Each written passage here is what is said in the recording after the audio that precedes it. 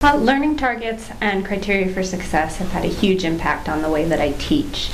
I am able to specifically articulate to the students what it is that they need to know how to do at the end of the day and exactly what it takes to be successful at that learning target.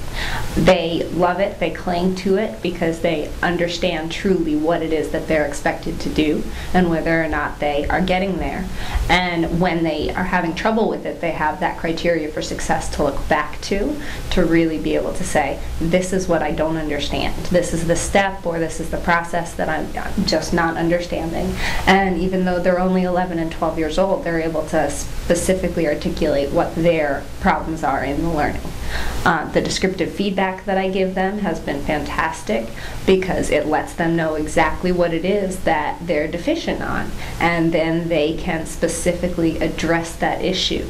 It also, when it's positive descriptive feedback, they love that because they can say, yes, I can do this. Whatever the specific learning target is, they understand that's what I'm able to do now. So that descriptive feedback is so invaluable to them because it tells them what they know and what they need to learn and what it is that they're lacking. Learning targets and criteria for success is something that I find extremely important in my classroom because teaching young children, they have to know what they're going to take from this lesson to be successful. If you ask them what they're doing, learning and playing, they should be also able to tell you what they are learning. My students have benefited from this highly because they are now responsible for their learning. They know in advance as far as what all we have to do for that day. So they have to stay on task. They have to be able to address questions. They need to be able to let me know where they're having problems, where they're having difficulties. And so it kind of like shifts the responsibility to the students to communicate better to me. In return, when I get this feedback from my students, I'm able now to adjust how I'm going to teach the next lesson or how we're going to move forward along the way. The most helpful part of the NCFalcon project for me has been the emphasis on descriptive feedback. It really has transformed my teaching.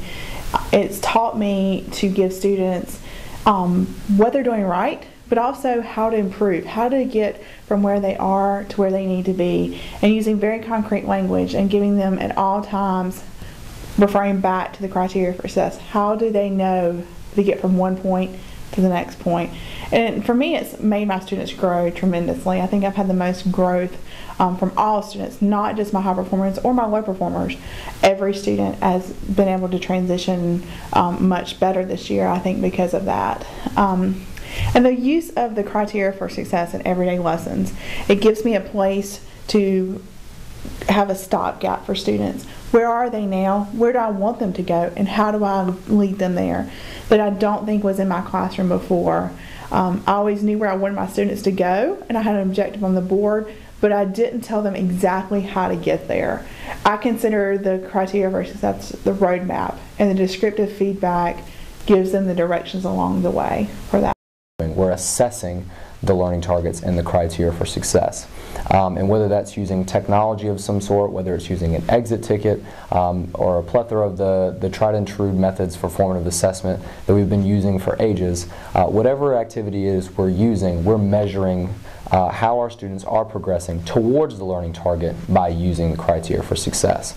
So anything that we lay out at the beginning, we need to make sure that we assess throughout the class period. And I think that's been the biggest sort of point of emphasis for me as I've implemented the program, is making sure that every single thing that either I want my students to be able to do or every single tool that I want them to use to get there is being checked on by myself throughout the class period.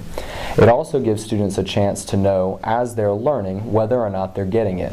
The days of just giving examples and hopefully everybody figures it out at the end are over. We want to make sure that along the way they're able to self-assess and they're able to they're able to assess each other and figure out whether they're on the right path or whether their classmate is on the right path. And that's extremely powerful. Not only are they able to communicate to me how they're doing, but they're also able to communicate with each other how they're doing. They don't get home at night and wonder, have I gotten it? They know before they leave that particular day whether they've gotten it. And so those things are all very powerful. They've impacted my teaching in a very, very big way. I've never been able to say that I know exactly where my students are during the lesson before we've even reached the point of being finished with the lesson. And I can, for the most part, say that now. I know whether I'm reaching all the students sitting in the desks or not.